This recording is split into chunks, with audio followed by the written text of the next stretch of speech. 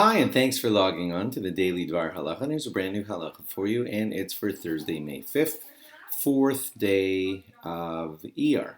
Today we're going to talk about when it's nighttime and you have to count the sefira Omer, can you begin a meal, or when it gets too close to sefira Omer time, can you not begin a meal? Because you got to remember to do your counting of the Omer, and what are you doing starting a meal, which is going to all distract you and everything. So this is what the halacha says.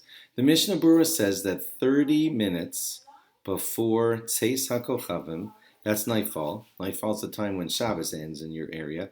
30 minutes before that time, you should not begin a brand new meal. Okay? If you're going to begin a meal at that time, then that's going to directly impact your ability to stay focused on counting the Omer. And so you can't begin a meal within 30 minutes of nightfall time.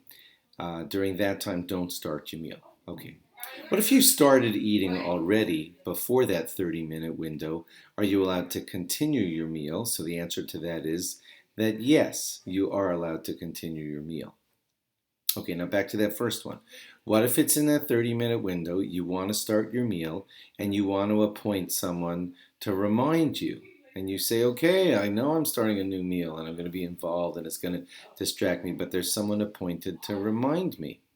Well, that will help. If there is someone out there appointed to remind you, and you tell them at 9 o'clock, just come in here and tell us to count the sefira, then that reminder person will be enough to make it permissible for you to start the meal. However, that reminder person cannot be one of the people who's sitting eating the meal with you, because he's as distracted as you guys are in the middle of the meal. So that's not a good way of having a reminder to the meal, because he's distracted. So, but if you get someone not involved with your meal who says that at 9 o'clock he's going to call you, and that'll be a reminder, then yes, in that 30-minute window, you're allowed to start the meal. Okay, last thing to consider is we have smartphones and stuff like that, and a lot of us have these shaliach, that messenger that comes to remind us. It comes by way of a text or a bing on our phone. All these apps that remind us to count the Omer.